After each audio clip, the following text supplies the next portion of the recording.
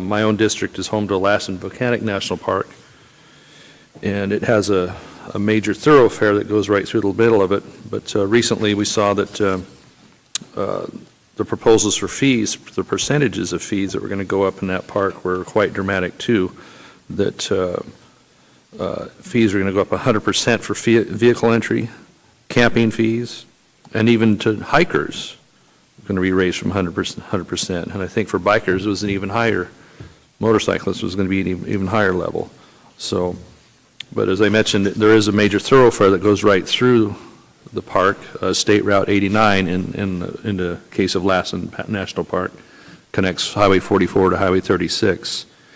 And so there's the same fee being charged just to pass through as there is for folks that are stopping to use the different facilities at the park. And I encountered this myself. My first pass through there, I was just trying to cut from one part of the district to another, and I was going to use that route. And I pulled up there, and it was some high amount of money just to drive through, and I decided I wasn't going to do that because the value wasn't there in my view. So what I'm looking at is that this could also affect a lot of other people just traveling in the area with deciding if they're going to pay that fee, especially a higher fee, merely to pass through. And so what I'd like to ask you, Mrs. Weldon, is are you exploring or can you look into a different fee rate for those merely passing through, give them some type of a card or something you could put on a windshield that would reflect, instead of maybe a $20 use fee, a pass-through, more like a bridge toll, let's say $5. I think most people wouldn't object, probably feel pretty good about that if they could see a disparity in cost for a pass-through.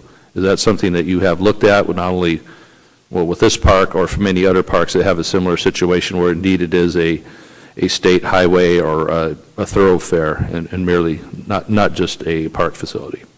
I cannot give you the specifics on the park that you're talking about, but we can certainly provide that information. Well, not just that park, but in general. I look at a strategy where if it's a pass-through, if it's a state highway or something people would use as a thoroughfare, not something would be isolated to parks users. Have you looked at a way to be able to charge a reduced fee or let them pass through at no charge? You know, I don't think most people would mind a low toll, but they wouldn't want to pay maybe a $20 day use fee versus a $2 or $3 or $5 pass through. They might even like that because they think they're helping the parks. Is that something you've had questioned before or encountered, or something you're looking at? I would have to get back to you on the specifics. You don't know if that's been looked at? I don't know whether that is something that has been considered. Okay, well, I would ask you to please do look at that as not only have you done that, but as something you would consider as a strategy to do so, okay?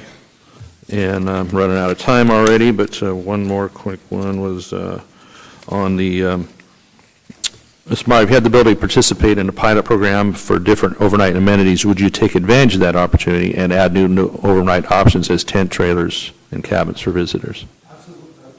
Absolutely. We did it in your district of Bernie Falls with California State Parks. We invested almost $1 million in cabins and other amenities in partnership with them with private money. Okay. Thank you, Mr. Chairman. You'll bet.